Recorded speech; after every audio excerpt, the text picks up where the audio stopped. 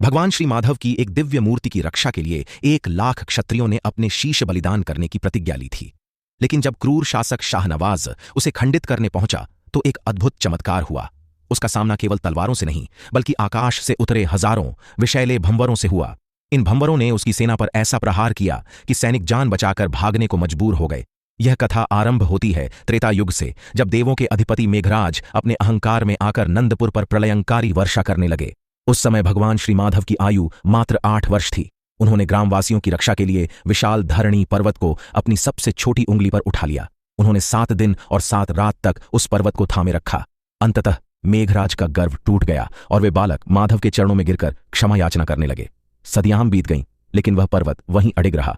फिर 15वीं शताब्दी में एक और चमत्कार हुआ।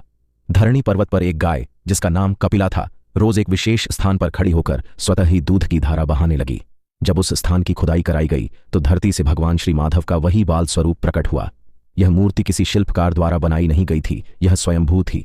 समय आगे बढ़ा और सन 1672 में अत्याचारी शासक शाहनवाज ने इस पवित्र धाम को नष्ट करने का आदेश दे दिया।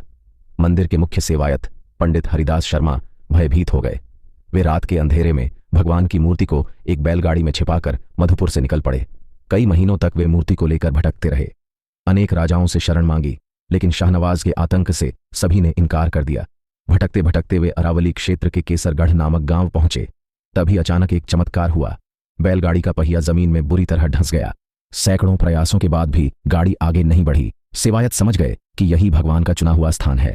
जब यह समाचार अरावली के सिंह महाराज वीरेंद्र सिंह तक पहुंचा तो उन्होंने शाहनवाज को स्पष्ट संदेश भेजा, श्री माधव अब मेरे अतिथि हैं, उनकी ओर आंख उठाने का साहस मत करना। क्रोधित शाहनवाज ने अपनी विशाल सेना भेज दी। महाराज वीरेंद्र सिंह और 1 लाख क्षत्रिय अभेद्य दीवार बनकर खड़े हो गए। लेकिन तभी समीप के वन से लाखों भंवरों ने मुगल सेना पर धावा बोल दिया। सैनिकों में अफरा तफरी मच गई। वे हथियार छोड़कर जान बचाने लगे और अंततः शाहनवाज को हार स्वीकार करनी पड़ी। उसी केसरगढ़ गांव में भगवान श्री माधव का भव्य मंदिर बना, जिसे आज हम माधव द्वार के नाम से